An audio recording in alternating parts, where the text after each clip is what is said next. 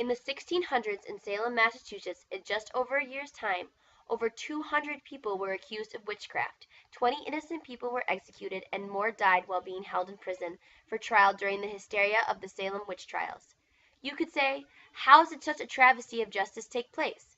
What happened in Salem in 1692 to 1693 to cause the residents of Salem to imprison and kill their own neighbors?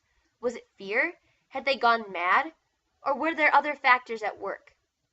It is a tragedy that in a country which prides itself on freedom and justice for all, in Salem, Massachusetts, in 1600s, innocent men and women had their freedom taken away and were persecuted and killed at the hands of an unjust court. When I was a young girl, I went to a university class with my mom, and we watched a video and heard a lecture about the Salem witch trials. Since then, I have been interested in the subject and have spent many hours reading and researching the topic of the Salem witch trials. First, I will explain to you what we believe that some of the causes of the Salem witch trials. Looking at our class survey, we can see that the majority of class has heard about the Salem witch trials, but do not know much about what caused them to happen. Second, I will describe what happened during the trials and who was affected. Third, I will discuss the factors which brought about the end of the Salem witch trials. Salem witch trials occurred in colonial Massachusetts between 1692 and 1693. In the 1600s, many Christians and those of other religions had a strong belief that the devil could give people known as witches the power to do harm in others for return for their loyalty. I took a survey in the class, and 50% of the people believe that witches do still exist. According to Jess Blumberg, in the history of the Salem witch trials at this time, there was friction between the members of the Salem village and the Salem town. Many of the Salem village farming families believed the Salem town's thriving economy made it too individualistic, and this individualism was in opposition of the communal nature to the strict Puritans, so they felt they were out of touch with the rest of the Salem village. In addition, there was a smallpox epidemic that affected both the village and the town. This is a picture of wheat. Ergot poisoning was a problem in Salem. Discovery Channel Science in the History of Agriculture discussed the dangers of ergot poisoning.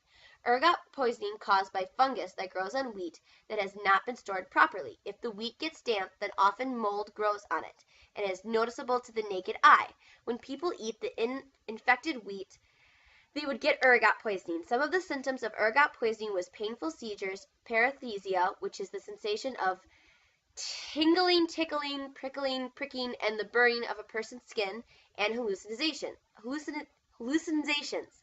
Some scientists believe that ergot poisoning was the cause of much of the hysteria and accusations of the Salem witch trials. According to Salem's most visited museum, the Salem Witch Museum, in 2012, more than 200 people were accused of practicing witchcraft and 20 were executed. Some of the first accused of the witchcraft were Sarah Good, a homeless beggar, hanged on July 19, 1662. Tituba, a Caribbean slave, pled guilty to being a witch, and she died in 1662. Sarah Osborne, an elderly, impoverished woman who was hanged on July 1962, and Bridget Bishop, the first to be executed, died June 10, 1662. This is a picture of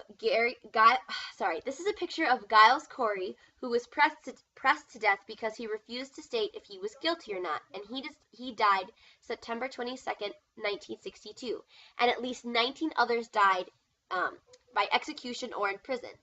Even after the deaths of many accused witches, the witch trials continued. It took acts of Giles Corey refusing to stand trial in such an unjust court, and Mary Estacy writing letters to the local magistrators before the public began to lose faith in the trials. According to Time Sutler in the article The Salem Witch Trials, many members of the public started to feel that the accusations of the trials were getting out of control.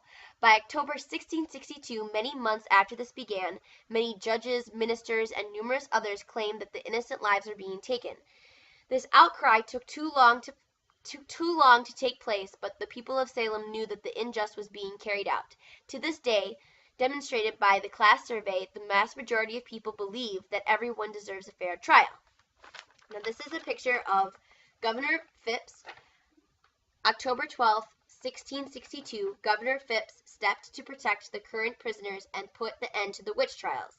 The last witch trial occurred in January 1663, and any people who had been accused of witchcraft were pardoned by Governor Phips in May 1663. The late 1600s were a time of turmoil in Salem. It was a community that had its roots strong in the puritanical beliefs and practices. Fear of witchcraft was very real of those townspeople, and those fears were compounded when leaders would write and speak of witchcraft being all around. To add to this, conflicts between the villagers themselves. It made for a very turbulent time. Modern science has shown us that some of the folks of Salem were probably suffering from ergot poisoning, which causes, among other symptoms, convulsions and hallucinations. It's also a time when illness such as smallpox were running around. At a time of these, it added to the hysteria, and the townspeople of Salem were feeling